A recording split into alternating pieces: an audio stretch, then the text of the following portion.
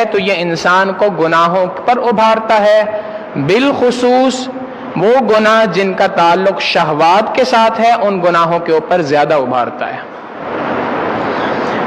حرام سے متعلق ہم نے گفتگو یہ کی تھی کہ حرام دو طریقوں سے ہوتا ہے۔ ایک تو یہ ہے کہ انسان جو مال کما رہا ہے وہ حرام ہو، سود کا مال ہے، رشوت کا مال ہے، ملاوٹ کے ذریعے سے کام کر رہا ہے، یہ وہ چیزیں ہیں جن کے ذریعے سے حرام مال کو کما رہا ہے۔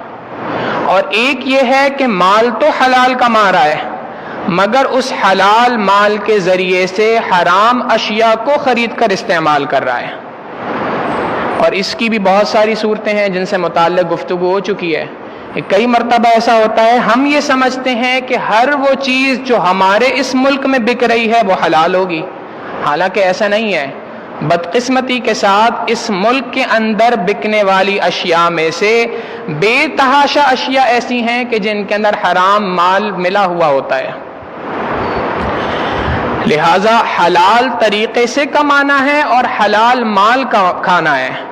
ہمارا معاملہ یہ ہے کہ ہم شاید حلال کمانے کے اندر تو زیادہ تھوڑے سے محتاط ہوتے ہیں، لیکن حلال کھانے سے متعلق ہم زیادہ محتاط نہیں ہوتے۔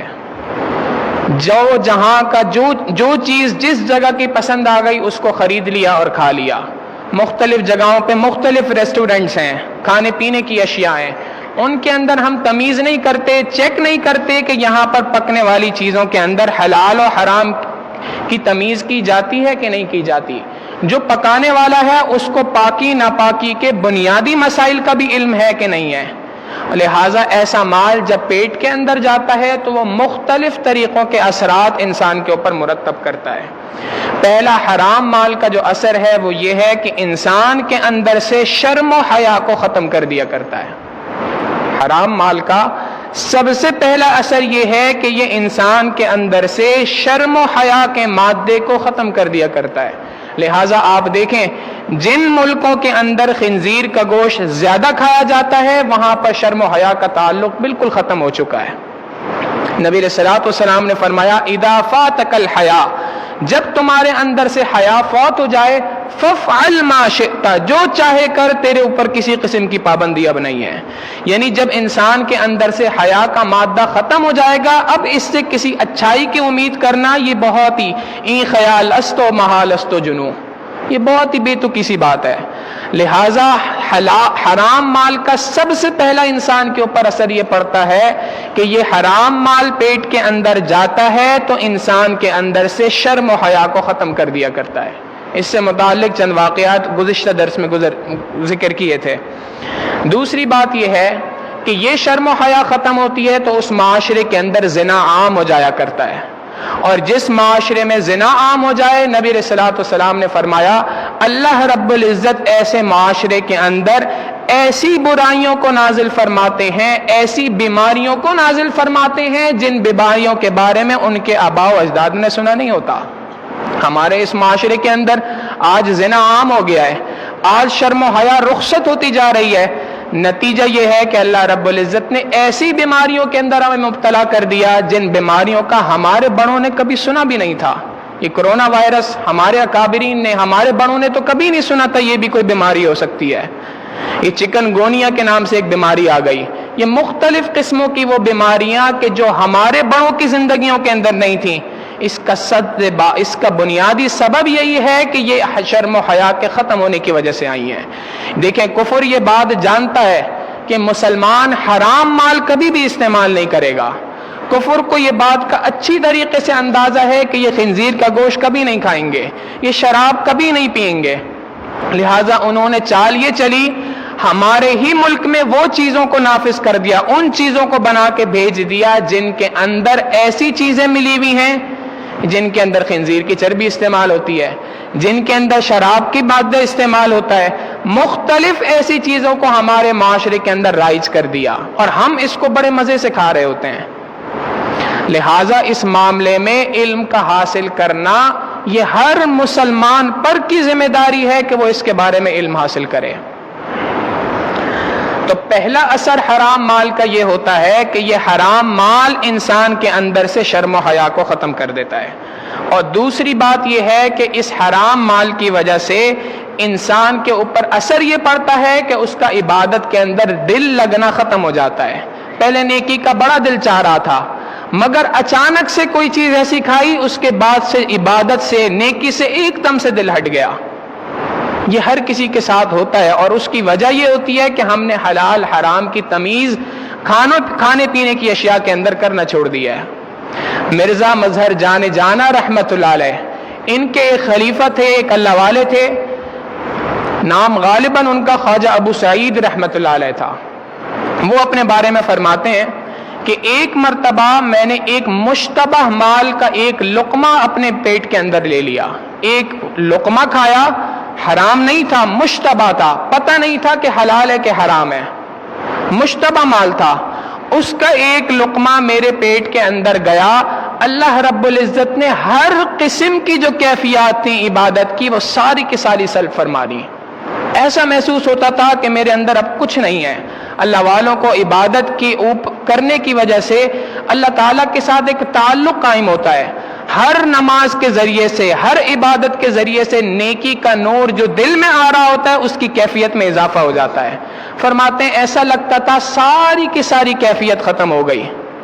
فرماتے ہیں میں نے اپنے شیخ حضرت مرزا مظہر جان جانا رحمت اللہ علیہ کو خط لکھا، حضرت ایسا معاملہ پیش آیا، انہوں نے فرمایا کہ جی آپ میرے پاس آ جائیں اور یہاں پر چند دن گزاریں۔ حضرت خواجہ ابو سعید رحمت اللہ علیہ فرماتے ہیں کہ میں اپنے شیخ کی خدمت میں حاضر ہوا، حضرت نے مجھ پر 40 دن تک توجہ ڈالی۔ کیسی توجہ؟ حضرت کے خود الفاظ ہیں، فرماتے ہیں ایسی توجہ ڈالی کہ اگر ہاتھی پہ ڈالی جاتی وہ بھی بلبلا اٹھتا۔ 40 دن تک مجھے اس طرح کی توجہ دی تو جا کے ایک لقمہ جو مشتبہ مال کا میرے پیٹ میں گیا تھا اس کے اثرات میرے اوپر سے ختم ہوئے۔ تو یہ حرام مال کا دوسرا بڑا اثر یہ ہوتا ہے کہ انسان کو عبادات کے اوپر سے شوق عبادات کا ختم ہو جاتا ہے، عبادات کی لذت محسوس ہونا ختم ہو جاتی ہے، نیکی کرنے کا دل نہیں چاہتا۔ پہلے نماز پڑھ رہا تھا اچھے سکون و اطمینان کے ساتھ، اچانک سے نماز کے اوپر سے ایسی کیفیت طاری ہو جاتی ہے، نماز پڑھنا اس بندے کے لیے مشکل ہو جاتا ہے۔ اور اسی کے مقابلے میں اگر حلال مال سے پرورش ہو رہی ہو، حلال مال انسان طیب پاکیزہ مال کھا رہا ہو تو اس کے اثرات بھی انسان کے اوپر ہوتے ہیں۔ لہٰذا ان اثرات میں سے پہلا اثر یہ ہے کہ اللہ رب العزت علوم دینیہ کے جو ہے وہ بہت سارے ابواب ایسے بندے کے اوپر کھول دیتے ہیں، دینی علوم سے متعلق ایسی ایسی باتیں اس کے اوپر انکشاف ہونے لگ جاتی ہیں جس کا تعلق ظاہری دنیا کے ساتھ نہیں ہوتا۔ امام شافعی رحمت اللہ علیہ اپنے استاد محترم امام محمد رحمت اللہ علیہ کی خدمت میں حاضر ہوئے، ایک رات ٹھہرنا تھا ان کے گھر پہ۔ امام محمد رحمت اللہ علیہ نے اپنے گھر والوں کو بتایا کہ جی میرا ایک شاگرد آ رہا ہے، آج رات ہمارے گھر قیام کرے گا، مگر یہ عام شاگرد نہیں ہے، بہت بڑا اللہ والا ہے، لہٰذا آپ خوب اس کی اچھی طریقے سے خدمت کریں۔ گھر والوں نے رات کو کھانا بنایا، انہوں نے سوچا کہ ایک بندہ ہے مگر ہم 2 بندوں کا کھانا بھیج دیتے ہیں تاکہ کھانے والے کو یہ محسوس نہ ہو کہ شاید کھانے کی تنگی ہے، اچھے طریقے سے وہ کھا سکے۔ انہوں نے 2 افراد کا کھانا ایک پلیٹ میں رکھ کے امام شافعی رحمت اللہ علیہ کے لیے مہمان خانے میں بھیج دیا۔ امام شافعی رحمت اللہ علیہ نے اس کو کھایا۔ اب عام عادت تو یہ ہے کہ ایک بندے کا کھانا ایک بندہ کھاتا ہے، مگر جب برتن واپس آئے تو پلیٹ بالکل صاف تھی۔ امام محمد رحمت اللہ علیہ کی جو بیٹیاں تھیں وہ بڑی حیران ہوئی کہ جی اللہ والا تو وہ ہوتا ہے کہ جو کم کھاتا ہے، قلیل الطعام ہوتا ہے، کم کھانا کھاتا ہے، زیادہ کھانا نہیں کھایا کرتے، اور یہ ایسے ہیں کہ عام بندے کا بھی دگنا کھانا انہوں نے کھایا، یہ کیسا اللہ والا ہے؟ سمجھ نہیں آئی یہ بات، مگر خاموش ہو گئیں۔ خیر رات کو انہوں نے ایک لوٹے کے اندر پانی بھر کے امام شافعی رحمت اللہ علیہ کے کمرے میں رکھ دیا تاکہ تہجد میں اٹھیں گے تو وضو فرما لیں۔ صبح فجر میں جب امام شافعی رحمت اللہ علیہ رخصت ہوئے، مسجد میں تشریف لے گئے تو پیچھے گھر والوں نے دیکھا پانی ویسی کا ویسی رکھا ہے، گویا تہجد کے لیے وضو نہیں فرمایا تو اس کا مطلب ہے تہجد بھی نہیں پڑھی، اور حیرانی ہوئی یہ کیسا اللہ والا ہے جو رات کو سو رہا تھا اور اس نے تہجد بھی نہیں پڑھی۔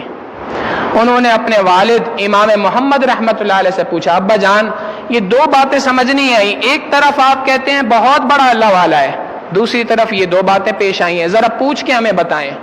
کھرا دور تھا، لوگ اپنے دلوں میں باتوں کو نہیں رکھا کرتے تھے.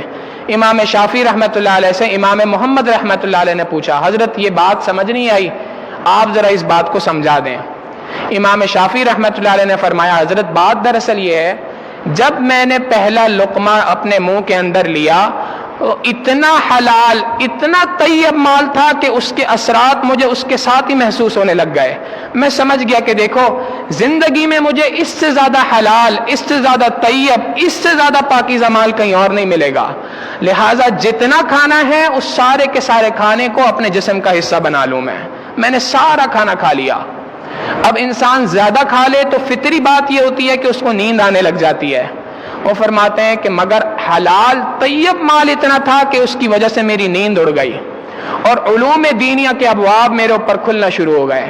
ایسے ابواب کھلے. فرماتے ہیں حضرت ایک حدیث مبارکہ ہے، نبی علیہ الصلوۃ والسلام ایک مرتبہ تشریف لے جا رہے تھے تو اللہ کے محبوب صلی اللہ علیہ وسلم کے ایک صحابی ہیں، چھوٹے بچے تھے، ابو عمیر ان کا نام تھا. ان کا ایک پرندہ تھا جس کا نام تھا نغیر.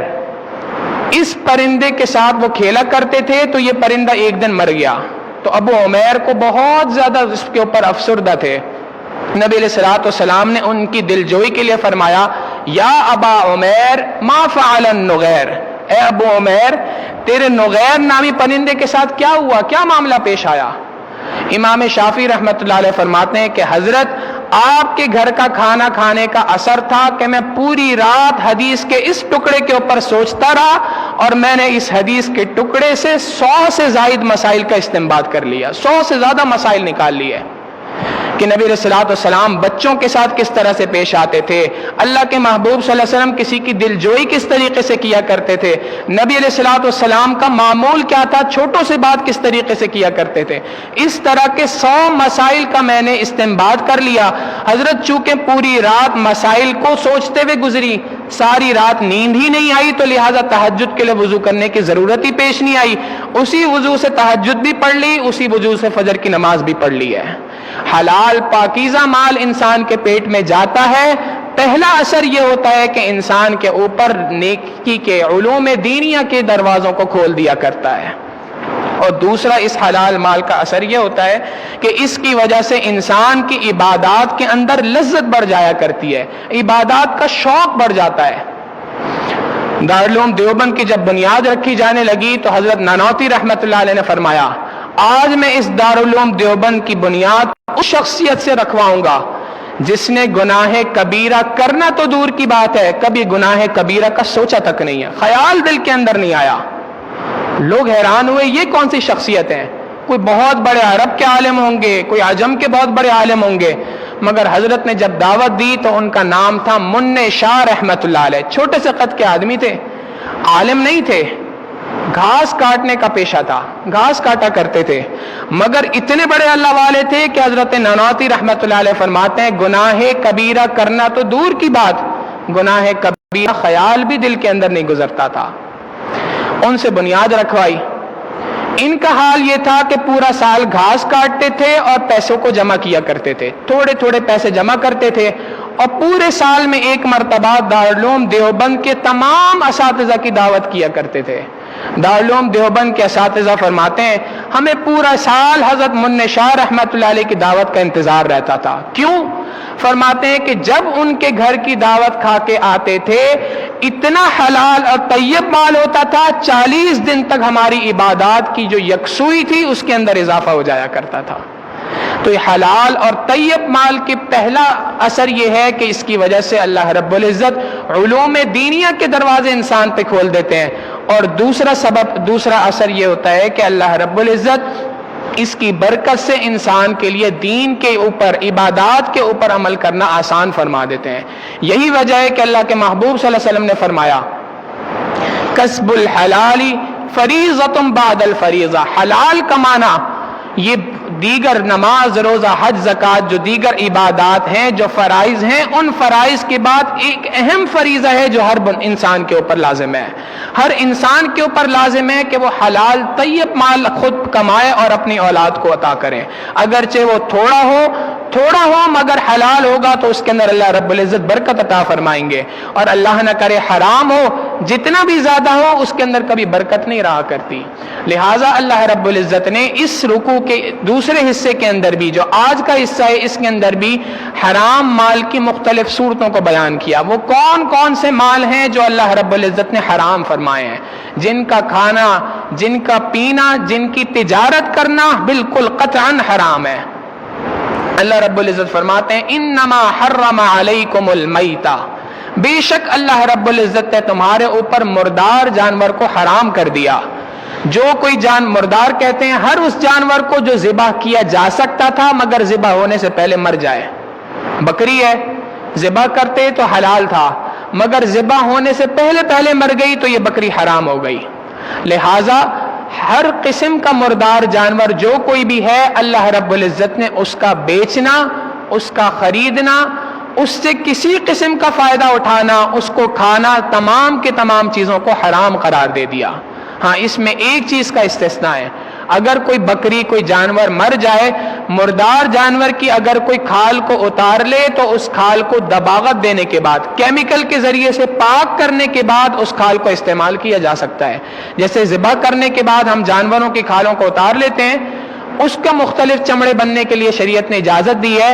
مردار جانور کی بھی کھال کو اگر اس طریقے سے کیمیکل لگانے کے بعد، دباغت دینے کے بعد اس کھال کو کوئی استعمال کرے تو اس کا استعمال کرنا جائز ہے۔ اس کے علاوہ اس مردار کے گوشت کو، ہڈیوں کو، ہر چیز کا استعمال کرنا ناجائز ہے، حرام ہے۔ اس کا بیچنا بھی حرام ہے، اس کا خریدنا بھی حرام ہے۔ اب یہاں پر مختلف لوگ جو دوسرے قسم کے درندوں کو پالا کرتے ہیں، کراچی میں تو یہ مسئلہ کم ہے، لاہور کے اندر بہت زیادہ ہے، اور باہر کے ملکوں میں بھی یہ مسئلہ بہت زیادہ ہے۔ لوگ اپنے گھروں کے اندر شیر پالتے ہیں، مختلف ایسے درندے پالا کرتے ہیں۔ اب اگر وہ ان کو عام گوشت کھلائیں تو وہ بہت مہنگا پڑتا ہے۔ وہ کیا کرتے ہیں، مختلف جگہوں سے مری ہوئی مرغیاں خریدتے ہیں۔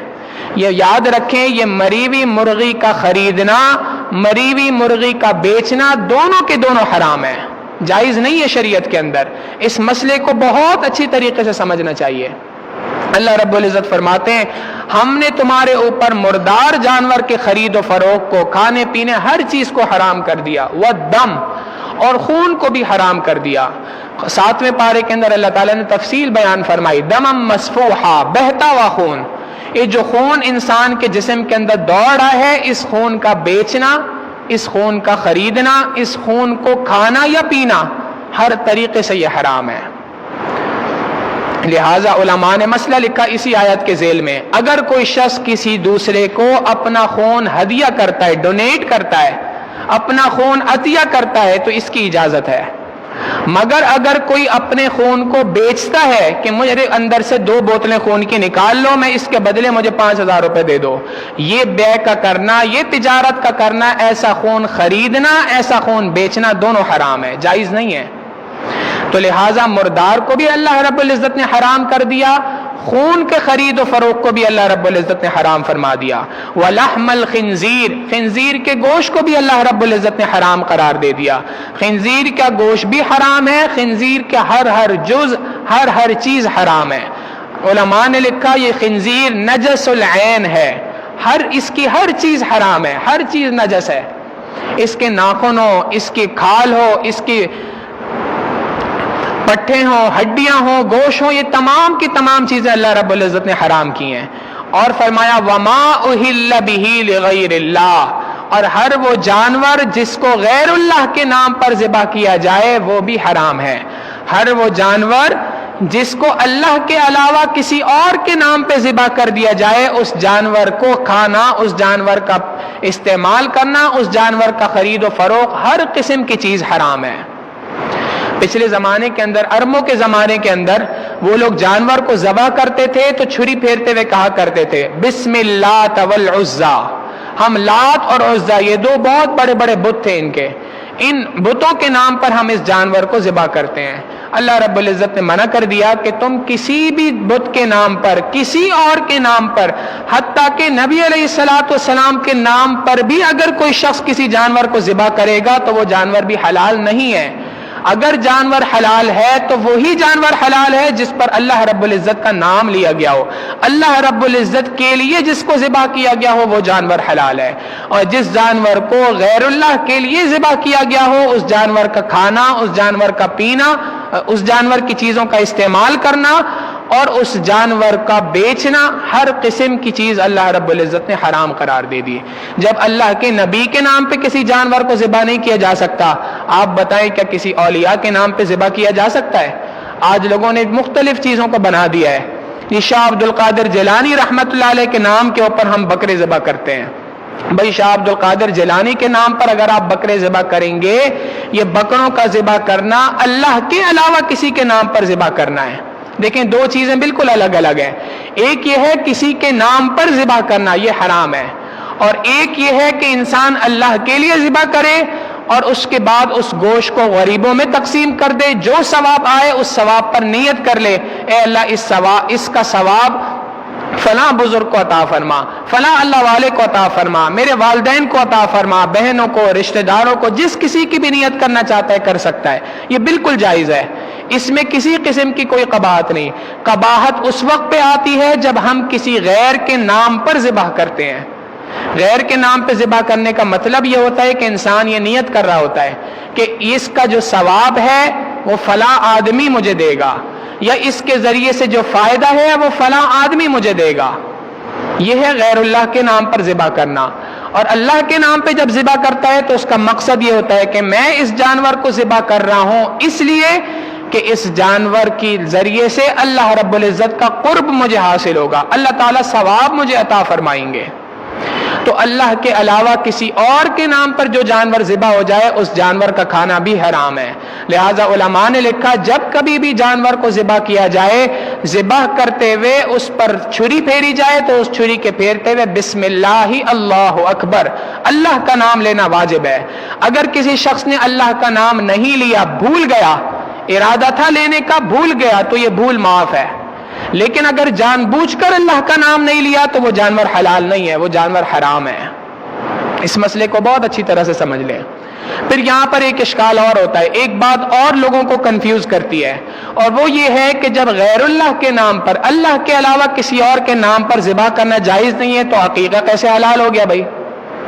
تو علماء نے جواب دیا کہ عقیقے کے اندر نیت یہی ہوتی ہے کہ میں ان دو بکروں کو یا ایک بکرے کو ذبح کر رہا ہوں اللہ رب العزت کی نام پر، اللہ رب العزت کے قرب کو حاصل کرنے کے لیے، اور اس کی برکت سے اللہ رب العزت میرے اس ہونے والی اولاد کے اوپر جو مختلف قسم کے مصائب اور پریشانیاں ہیں اس سے ان کی حفاظت فرما دیں گے۔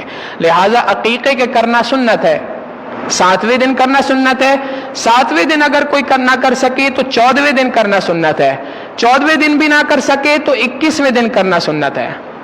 اور یہ سنت بھی اس شخص کے اوپر ہے جو صاحب نصاب ہے، جس شخص کے پاس 52.5 تولہ چاندی یا اس کے مالیت کے بقدر رقم موجود ہو، اس کے پاس جب اولاد ہو تو اس شخص کے لیے مستحب ہے کہ وہ عقیقہ کرے۔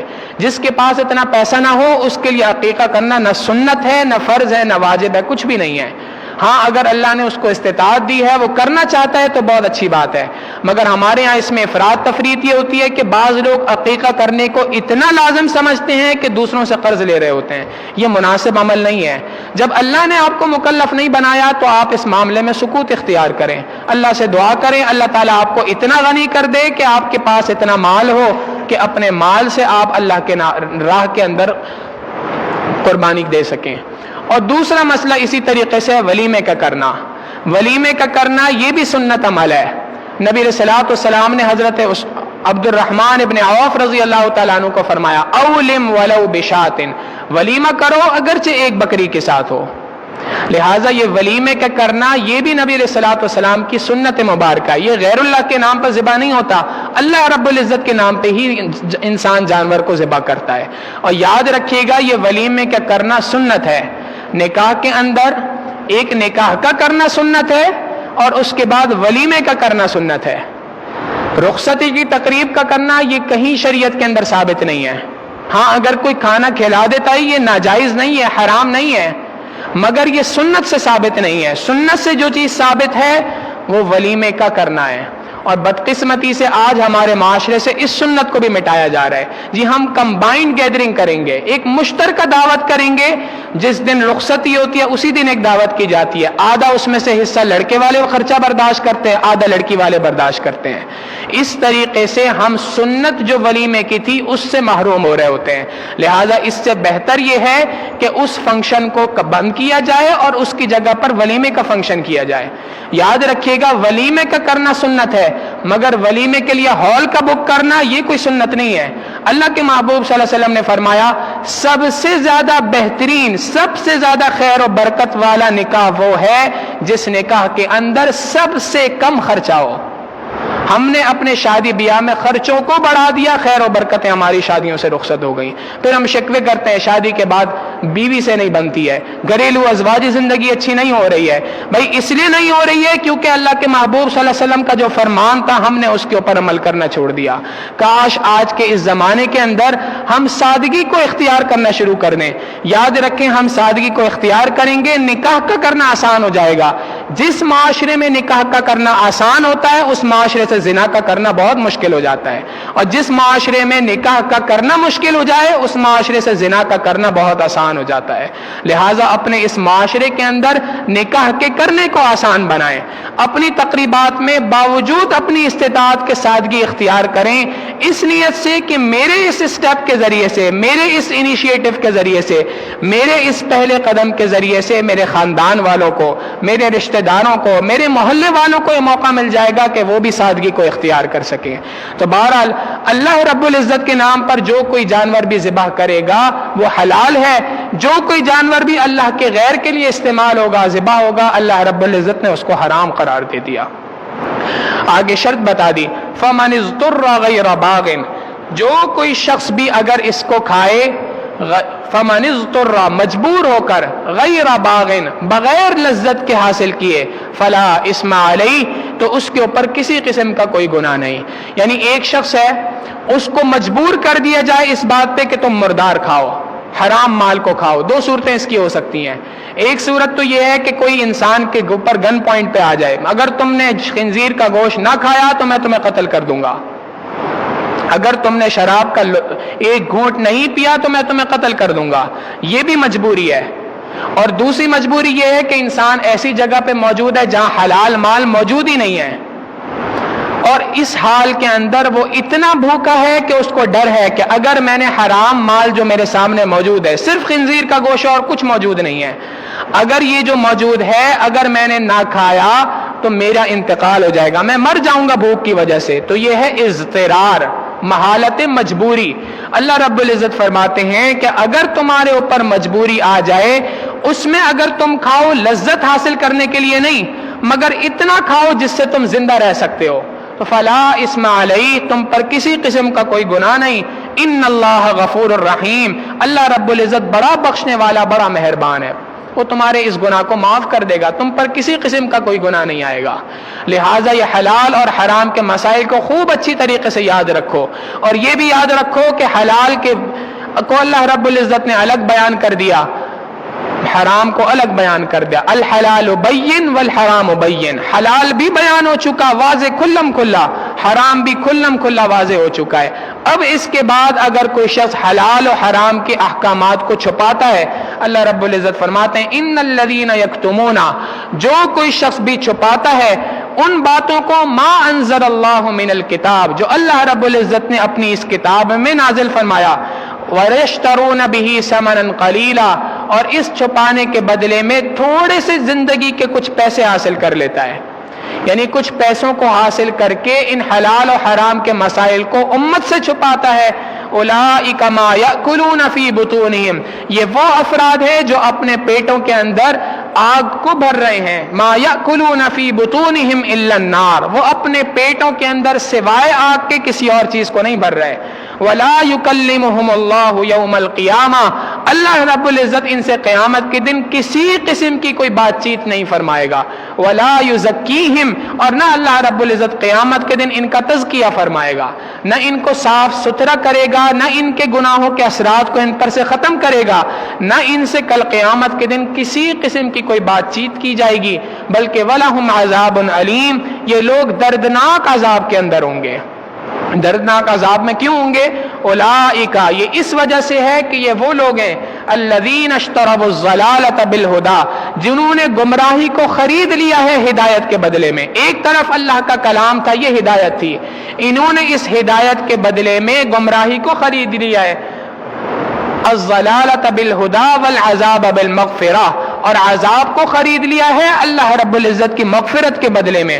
فما اصبرہم علی النار، تو کیا ہی وہ صبر ہے ان کا جو انہوں نے آگ کے اوپر کیا ہوا ہے. اللہ رب العزت تعجب فرماتے ہیں کہ انہوں نے جو صبر کر کے آگ کو اپنے لیے جمع کر لیا ہے، آگ کا فیصلہ اپنے اوپر لازم کر لیا ہے، کیا ہی ان کا صبر ہے. کیسی عجیب و غریب قسم کی بات ہے. یہ اس لیے ہے ذالک، اس وجہ سے ہے بِأَنَّ اللَّهَ نَزَّلَ الْكِتَابَ بِالْحَقِّ، اللہ رب العزت نے اپنی کتاب میں حق بات کو، صحیح بات کو، صاف ستھری باتوں کو نازل فرمایا. وَإِنَّ الَّذِينَ اخْتَلَفُوا فِي الْكِتَابِ، یہ وہ لوگ ہیں جو اللہ رب العزت کی کتاب میں اختلاف کیا کرتے ہیں. یعنی اللہ رب العزت نے تو حق کو نازل کر کے صاف واضح باتیں بتا دی، مگر یہ وہ لوگ وہ ہیں کہ جو کتاب اللہ کے اندر، اللہ رب العزت کے احکامات کے اندر، نبی علیہ الصلوۃ والسلام کے فرامین کے اندر جان بوجھ کے اختلافی پہلوؤں کو نکالتے ہیں، جان بوجھ کے مختلف قسم کے اختلافی مسائل کو نکال کر عوام الناس کے سامنے پیش کرتے ہیں. ایک عام بندہ ہے، وہ 5 وقت کی نمازیں پڑھنے کے لیے مسجد کے اندر آ رہا ہے. اب خامخواہ ایک بندہ صاف ستھری طور پہ آ رہا ہے، خاموشی سے آ رہا ہے 5 وقت کی نمازیں پڑھنے کے لیے، اس کو ایک دن پکڑ کے مل جائیں گے جی رفع دین کرنا ثابت ہے نبی علیہ السلام سے کہ نہیں ثابت ہے؟ بخاری کے اندر تو لکھا ہے کہ ثابت ہے. اب وہ غریب کہ جس کا 5 وقت کی نماز کے علاوہ دین سے بظاہر کوئی تعلق نہیں تھا، آپ نے اس کو پکڑ کے بتا دیا کہ اللہ کے محبوب صلی اللہ علیہ وسلم نے رفع دین کیا تھا، یہ حدیث میں بخاری میں ثابت ہے. یہ وہ اختلافی مسائل ہیں جو عوام کے لیے نہیں تھے.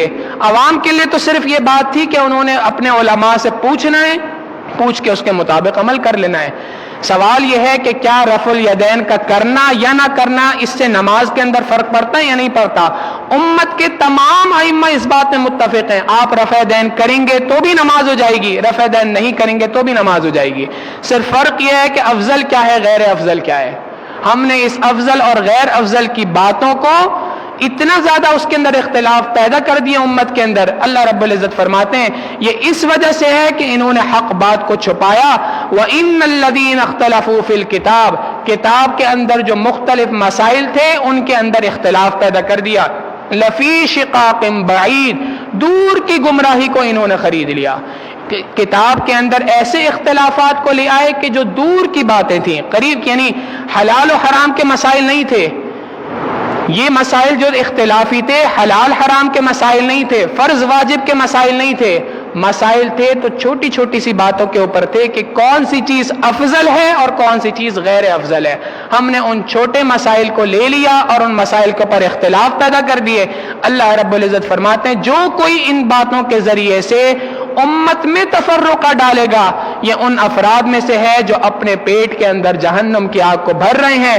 یہ ان لوگوں میں سے ہیں کہ قیامت کے دن اللہ رب العزت نہ ان سے کسی قسم کا کلام کریں گے، نہ ان کی طرف نظر ہدایت فرمائیں گے.